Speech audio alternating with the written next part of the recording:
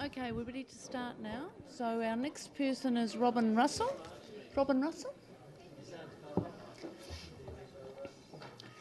Robin Russell, are you here? You are. Come on up, Robin.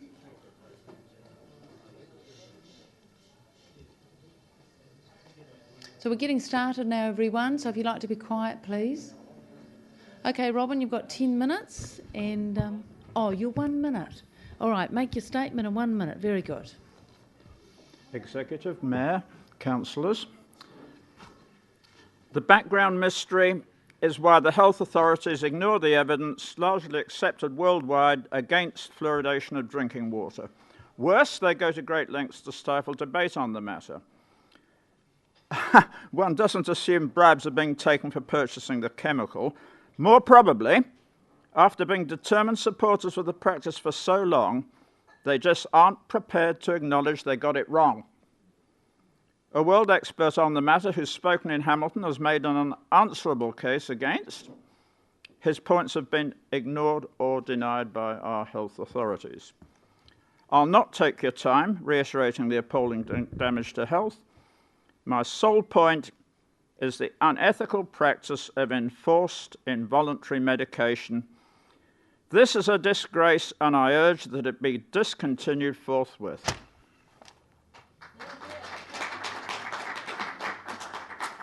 Thank you very much.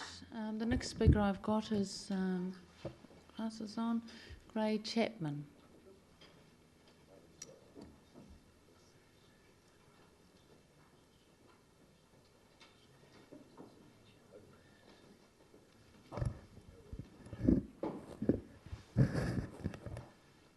Hi, Gray. You've got 10 minutes, including questions. Thanks.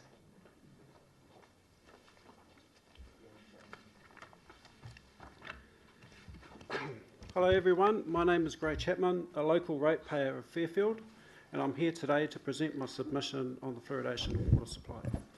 I'd like to thank the Council for allowing me to speak today and to have the courage to sort this issue out once and for all.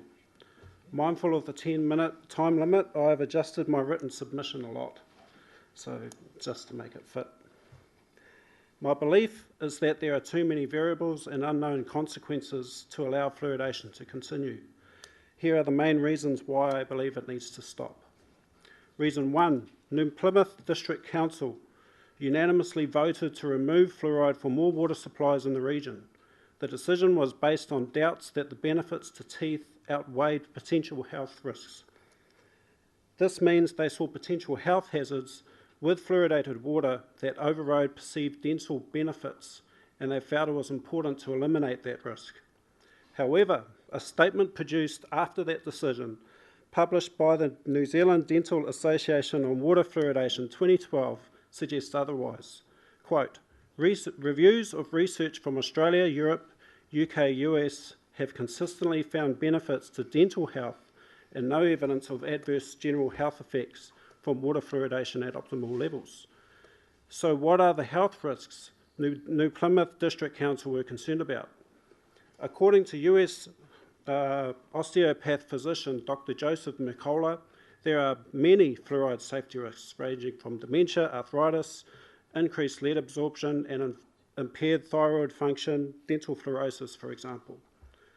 But he also talks about guidelines for administering drugs safely. Quote, paediatricians are taught to pay attention to the weight-based dosage of each drug so the patient receives the correct safe dose for their weight. Fluoridating the water supply does not provide a correctly measured weight-based dose, so it does not meet paediatrician safety guidelines. This means mass blanket fluoridation is actually ineffective. If the dose is lowered, it is even more ineffective. If the dose is increased, the fluoride safety risk exposure levels are dramatically increased. Sorry, a bit nervous. Think about this for a minute. Why isn't there a massive outbreak of tooth decay right now in Te Awamutu, Cambridge, Rotorua, Tauranga and Christchurch? They are not fluoridated. Why are their teeth not falling out right now? Where is the benefit? Maybe there aren't any. Maybe New Plymouth District Council voted accordingly and understood that. Reason 2, Hamilton City Council services. The council is there to provide services for ratepayers. Examples: animal control, building consents, cemeteries, noise control, waste, libraries, parking permits, planning, transport, on and on. All of these services are infrastructure-based, not public health-based. There are no requirements for council to provide a public health service simply because it is not their responsibility to do so.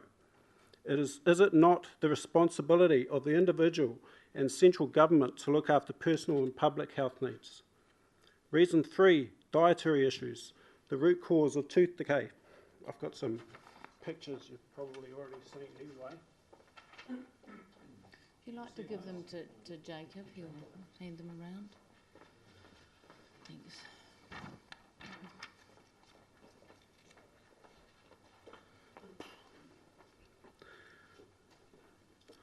The Waikato DHB website shows an extreme case of tooth decay for a 6-7-year-old child. The picture shows the top front teeth worn down to nothing between fang to fang, up the top there. Discolorations in the lower front teeth, while the others appear reasonably healthy. Two things to take note of. Number 1, if the child is a pin-up for supporting fluoridation, why is it that the rear teeth for this child are not equally worn down or in a state of disrepair like the front? Number 2, when sucking on a drink bottle, the concentration of fluid passes mainly across and through the front teeth. The usual liquid is high sugar fruit juice. This is the reason why the front teeth rotted out while the back set did not.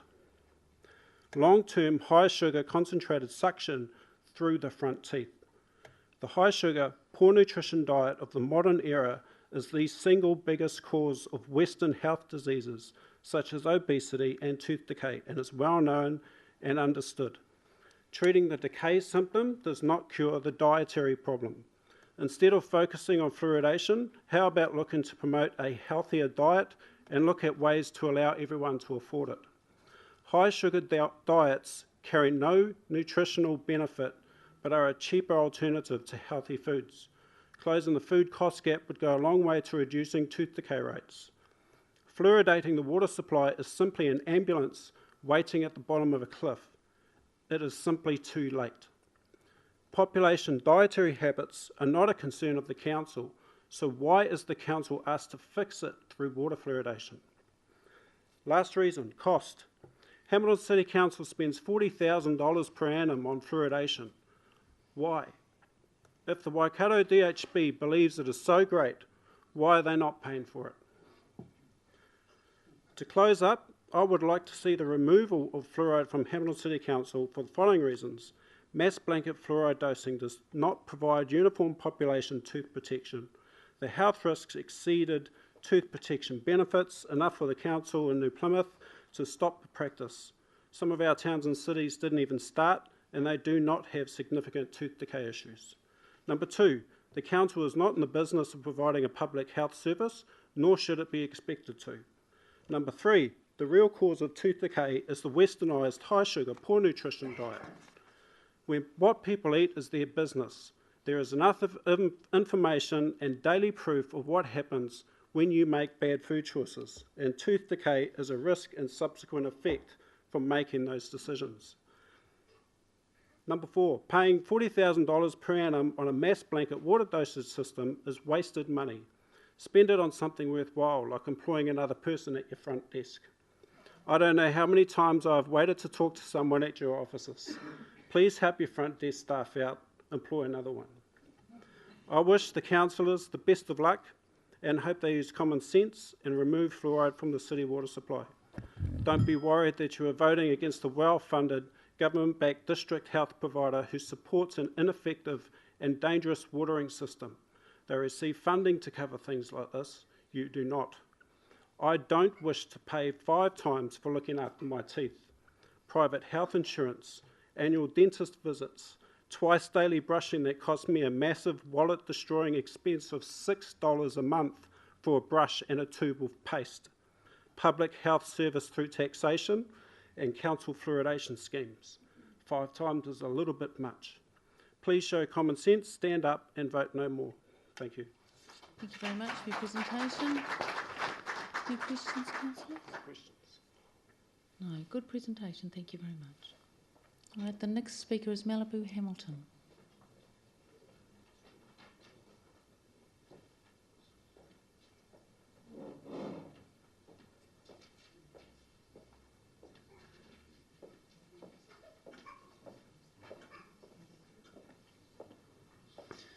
Hi Malibu, off you go.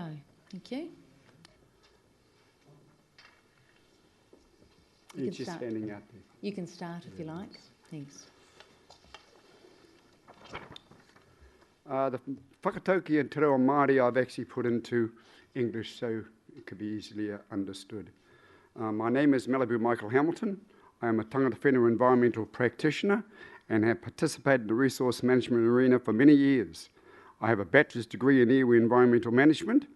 I have undertaken resource consent processing for Te Kotuku Whenua, one of the environmental groups of the Ngāti Wairere Hapu, and on occasions for Tainui Awhiro, Ngunguru Te Po, Ngunguru Te Ao Management Committee and many community groups.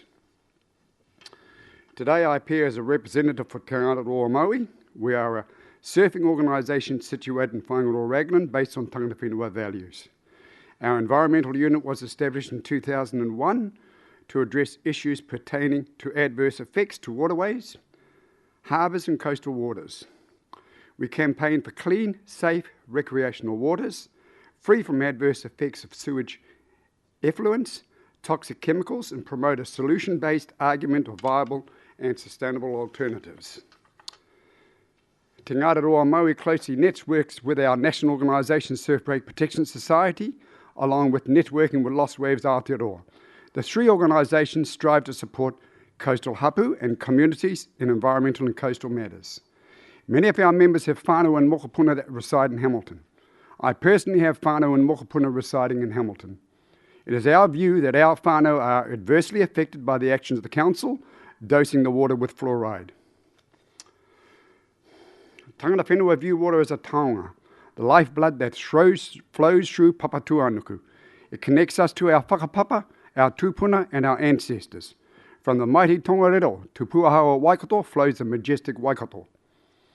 There are several hydro dams, a city, towns and much industry taking water and discharging back into the Waikato. Polluted water from wastewater plants, industrial and residential stormwater runoff. The city, towns, industry and farms leach or discharge a range of chemicals. From Mercer to the sea is classified as unsafe and has the lowest ranking. Scientists use that stretch to take samples and test for pollution. DDT, organochlorines, endocrine disruptors and many substances are found in the sediment and water.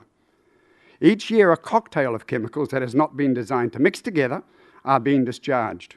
Very little regard has been placed on how chemicals mix with others, nor are the adverse effects of these chemicals being scientifically proven safe to discharge. There is limited or no scientific research on the chemical cocktail mix as to the adverse effects to aquatic life forms or adverse effects to human health. Hamilton City Council does take million litres of water from the Waikato Awa and discharge large amounts daily. The city does take polluted water and discharge more polluted water into the Awa. The wastewater treatment station, industrial users and stormwater discharges are contributors to that pollution. Fluoridation of public water supplies by the council is a contributor of pollution to the Awa.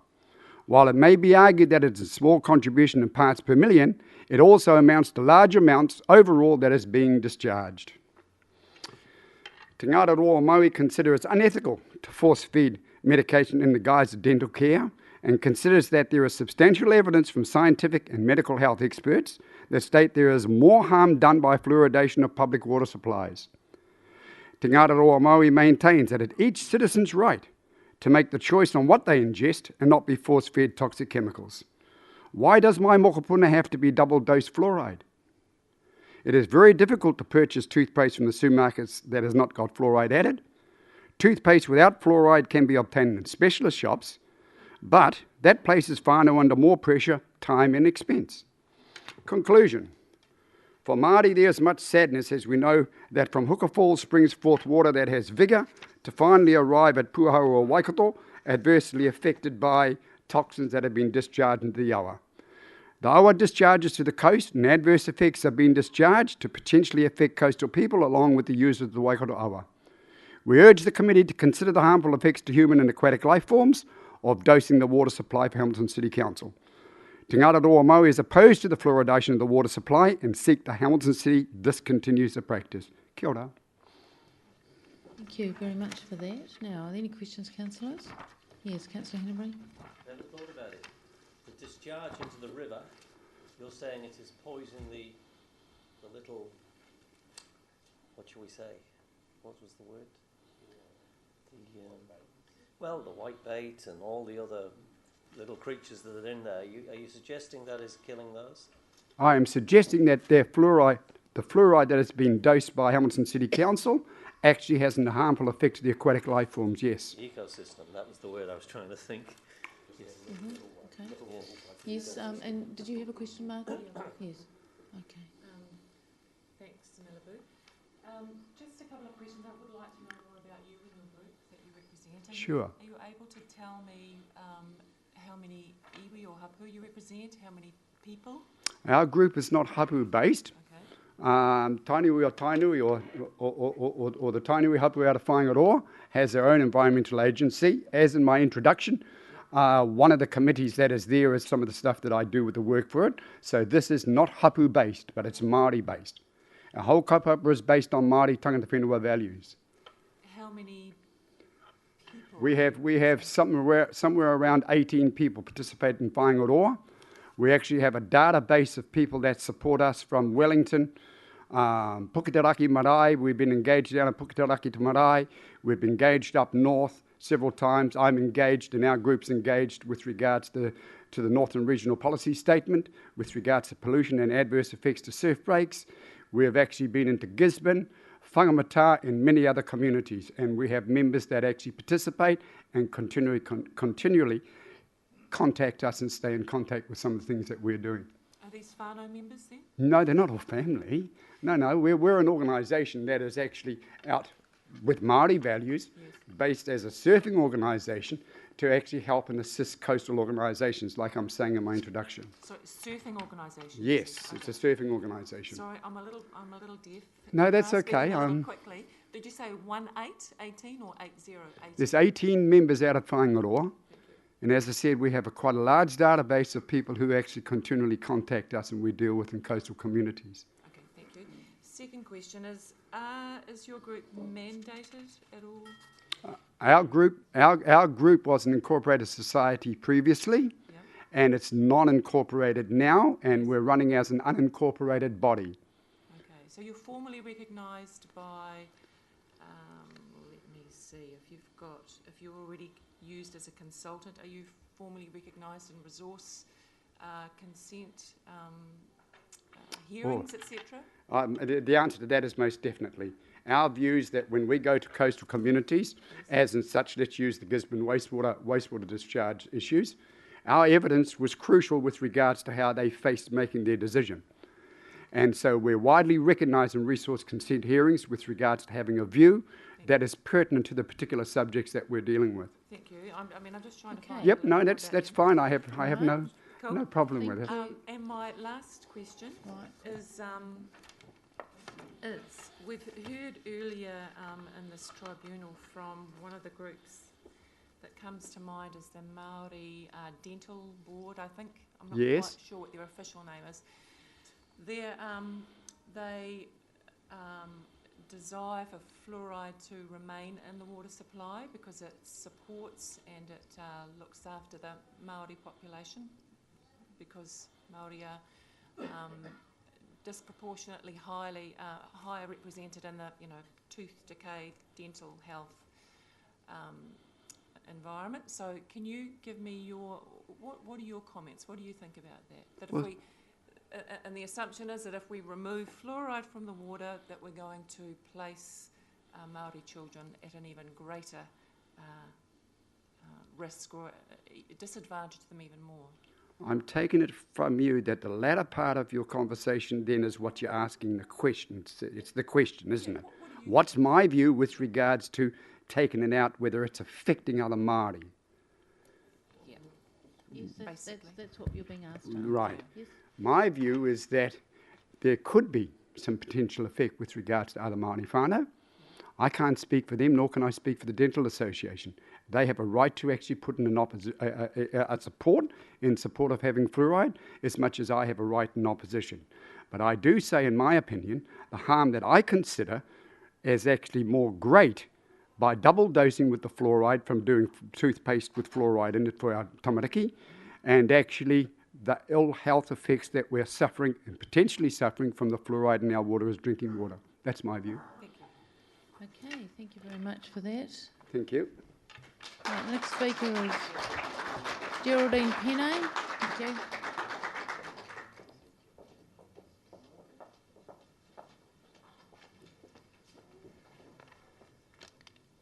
Right, Geraldine, so 10 minutes including questions, thanks. Thank you.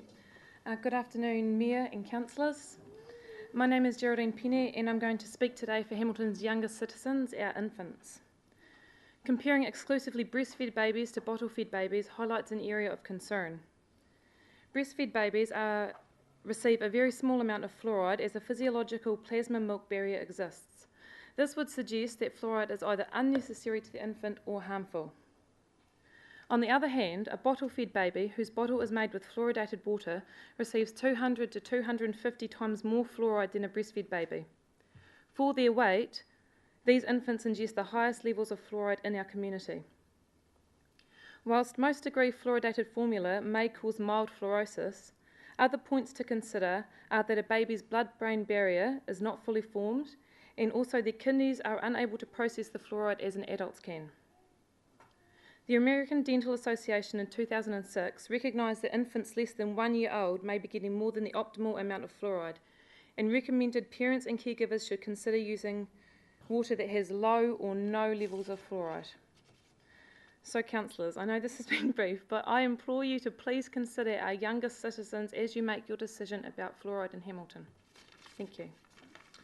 Right, thank you, Geraldine. So just wait and see if there's any questions. Any questions on that? No, that's because you were very clear about what your point was, so thank you for that. Okay, so just going to get an update on our last speaker who's travelling in from work. So we're just about 4 o'clock. What time? Sorry, we're now waiting on 10 minutes? Yeah, so is he going to be here hopefully about 20 past? Hoping that he will be here within 30 minutes. Okay, so councillors, just to let you know, Ted does want to appear in person to give his oral submission rather than by phone. So we're now going to be adjourned, everyone. We're waiting for the final speaker. So we'll reconvene when he arrives. Thank you.